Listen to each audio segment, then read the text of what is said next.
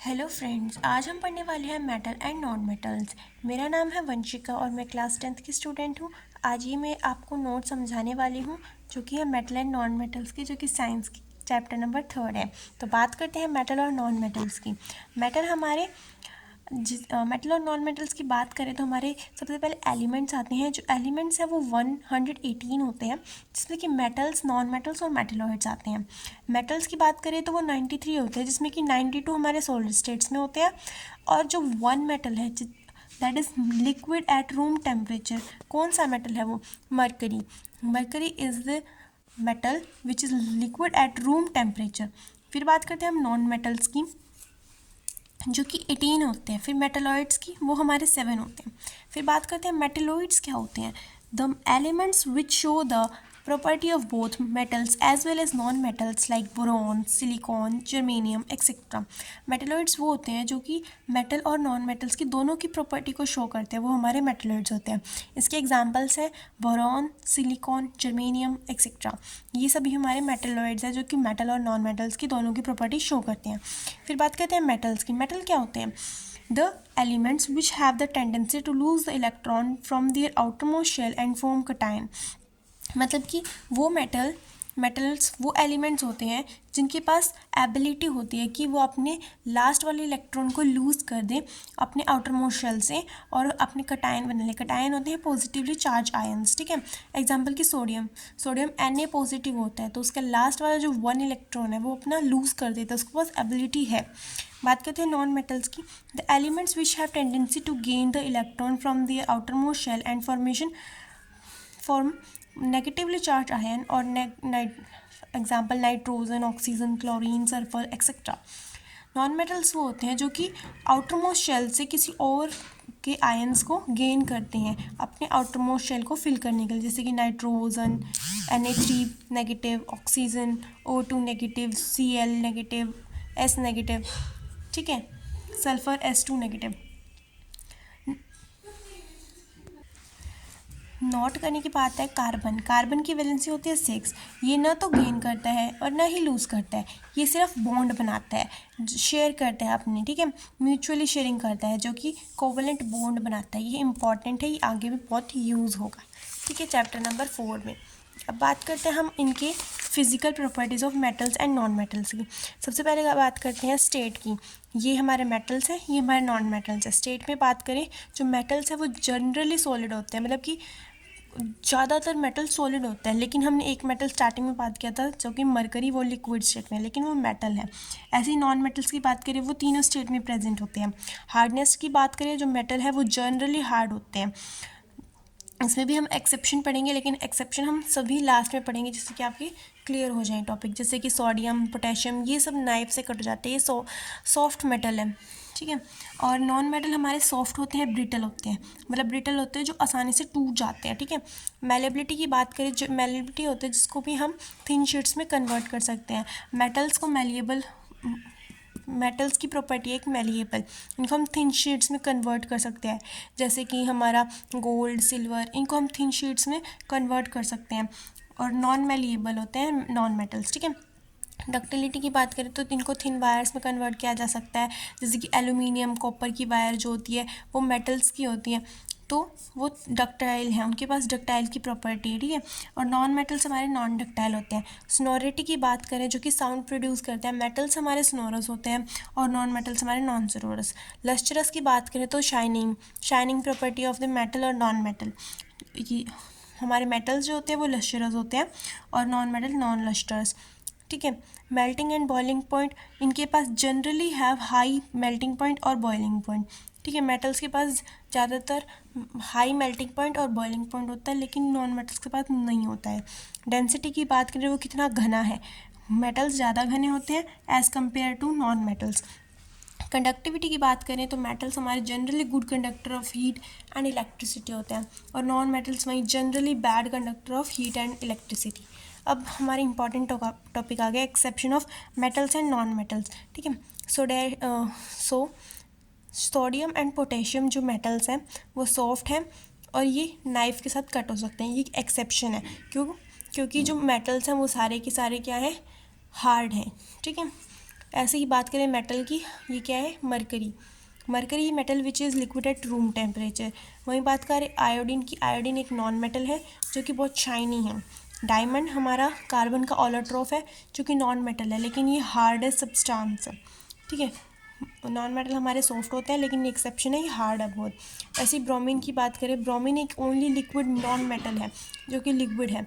ये बहुत इंपॉर्टेंट है ब्रोमीन के बारे में कि जो वो नॉन मेटल है और लिक्विड है। फिर बात करें ग्रेफाइट की, अलोट्रोप ऑफ कार्बन नॉन मेटल है, ये गुड कंडक्टर ऑफ इलेक्ट्रिसिटी है। गैलियम और सीलियम हमारे मेटल्स हैं जो कि जिनके पास बहुत ही कम मेल्टिंग पॉइंट होता है, ठीक है। आयोडीन की बात करें, which have high density. Iodine हमारा एक नॉन मेटल है जिसके पास हाई डेंसिटी है, ठीक है। उसके बाद हमारा इंपॉर्टेंट टॉपिक आ गया chemical properties of metal. Chemical properties, metals क्या करते हैं, इलेक्ट्रॉन को लूज़ करते हैं। अब reaction of metal with oxygen, अगर मेटल्स की ऑक्सीजन के साथ रिएक्शन कराएं तो क्या होगा। मेटल प्लस ऑक्सीजन जो है मेटल ऑक्साइड बनाते हैं। मेटल जब ऑक्सीजन के साथ रिएक्ट करते हैं तो वो मेटल ऑक्साइड बनाते हैं। जैसे कि जो metal like sodium, potassium, calcium react with oxygen at room temperature to form their metal oxide. ये सोडियम, पोटेशियम और कैल्शियम सारे हाई रिएक्टिव मेटल्स हैं और ये सारे रूम टेम्परेचर पे ऑक्सीजन के साथ रिएक्ट हो जाते हैं और ये अपनी मेटल ऑक्साइड बना लेते हैं, ठीक है। जैसे हम रिएक्टिविटी सीरीज़ में देख सकते हैं कि ये ऊपर वाले जो मेटल्स हैं वो ज़्यादा हाई रिएक्टिव है एज़ कम्पेयर टू दिस, ठीक है। ये मॉडरेट रिएक्टिव है और जैसे कि हम इनको ऑक्सीजन के साथ ये रूम टेम्परेचर पे ऑक्साइड नहीं बनाएंगे, जब इनको हीट करेंगे तब अपनी ये मेटल ऑक्साइड बनाएंगे। ऐसे ही हम आयरन और कॉपर की बात करें तो इनको बहुत देर तक हीट चाहिए होती है अपने ऑक्साइड बनाने के लिए। Fe+O2, आपने कई बार ये रिएक्शन देखी हुई Fe3O4, लेकिन इसकी ये ऐसी क्यों बनती है जबकि Fe की वैलेंसी होती है हमारी 2 या 3 और ऑक्सीजन की होती है 2, तो यहाँ पे 4 कैसे आ सकता है।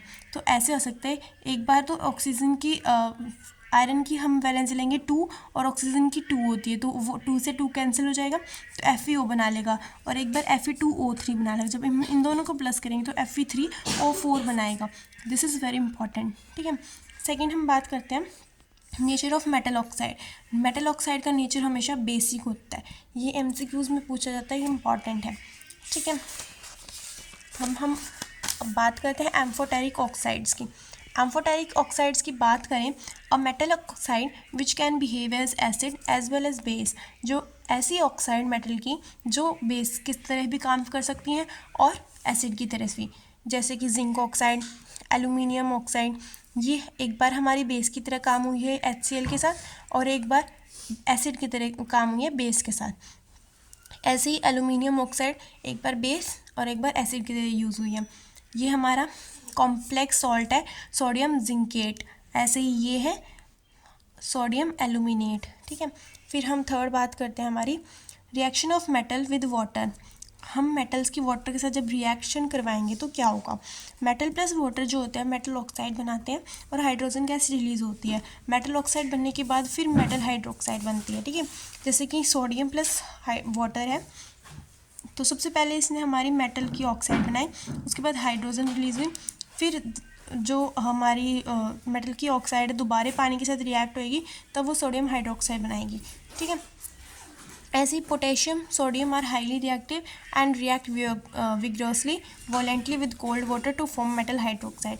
पोटेशियम और सोडियम को ठंडा पानी चाहिए होता है रिएक्ट होने के लिए, मेटल हाइड्रोक्साइड बनाने के लिए, ठीक है। ऐसे बात करें calcium react less violently with cold water, calcium जो है लेस वोलेंटली रिएक्ट करता है कोल्ड वाटर के साथ। और magnesium do not react with cold water, it reacts with hot water to form hydroxide. ये ठंडे पानी के साथ रिएक्ट नहीं होता, लेकिन इसको क्या चाहिए, गर्म पानी चाहिए रिएक्ट होने के लिए, ठीक है। एल्यूमिनियम और zinc react with steam to form their oxide, जो एल्यूमिनियम और जिंक है वो स्टीम के साथ रिएक्ट होते हैं अपनी ऑक्साइड बनाने के लिए, ठीक है। और ये अपनी एक बार ही ऑक्साइड बना लेते हैं, ये हाइड्रोक्साइड नहीं बनाते, क्योंकि एक बार जब ये अपनी ऑक्साइड की लेयर बना लेंगे तो उसे आगे ये जो लेयर है उसे आगे फर्दर क्या हाइड्रोक्साइड नहीं बनाने देगी, ये लिखा भी हुआ है।